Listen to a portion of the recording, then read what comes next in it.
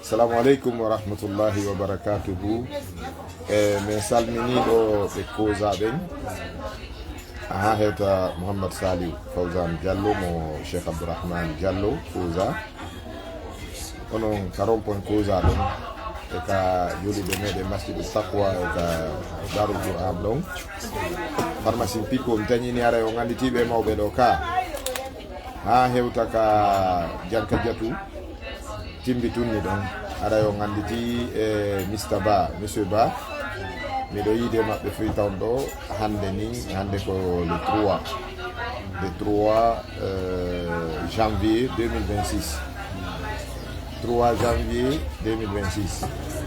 woɓɓe wiliɓe no jooɗi ka Facebook no innami miɗo heeɓi probléme Freetown miɗo nanga miɗo joga ɓay ɓe anda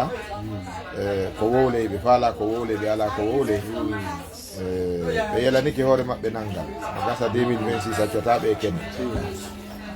aray monsieur Ba salmineɓe Kozaɓe. Assalamu aleykum wa rahmatullahi wa barakatuhu. Musigal jama Koza Barkafe aray ko monsieur Bani woni wolde timbiturni mo anduɗon on wonnoɗo Barkafe on ko min Oustaz Abdallah woni ko joɗodi ɗo ni o ko wona haalede ɗon fof ko haala fenande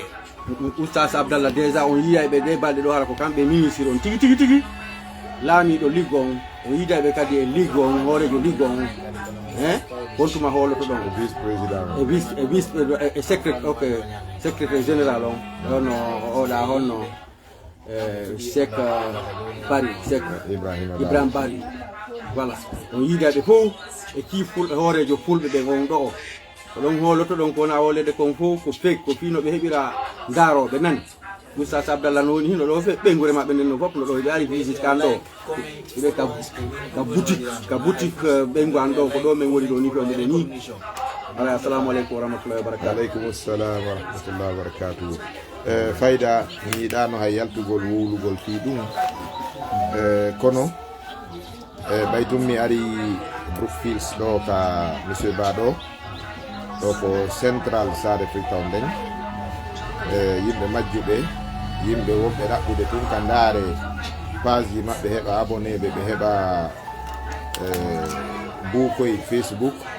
acciti golle yewtike Allah fawike Facebook ko ɗowol ko ɓeni wolde ara on fof ɗon salmina. Assalamu aleykum wa rahmatullahi wa barakatuhu. ɓeɗo ko aade hittuɗo himmuɗo ni Koza monsieur Ba ɓeɗo ɓe gandi ko ka garage moto ɗon ko ɗon tigui ɓe lojuno technicien jo on ka Darul Qur'an kono mi jannayno Koza ɗon ko ɓeɗo wonno technicien ɓen ɗon kala maintenance e piiji ko waɗeteno ka galle Alaji Mamadou Aliou Koza ɗon ka duɗal men ngal wonno ɗon ko ɓeɗo kippuno ɗo kan kala wonɗo Koza ha ka bayanaji ka mohadaraji conférence ji ɗi organisé no ɗen ɗin ka Carrefour Koza ɗon ko ɓeɗo kippuno docteur Soleil no andi ɓe Cheikh Abdourahmane yo Allah hinno ɓe yaafo no andi ɓe aray gueɗal ɓe amen e talibaɓe amen wonɓe Koza ɓen ɗo wano Cheikh Mouhammad Saliou Diallo Fawzan no andi ɓe aray batte ka juulide nde waɗaɗo masjidu Taqwa ka dambugal mayde ɗo woni ko ɓeɗo lojino monsieur Ba aray ɓe salminan on fof Oustaz Abdallah mo mbiya kadi no salminan wonɓe wolde ɓe yo naato e penale muɗum kayɓe bakkatu ɓe yelanike hoore maɓɓe nambara no gasa 2026 accotaɓe kene inchallah aray on jarama.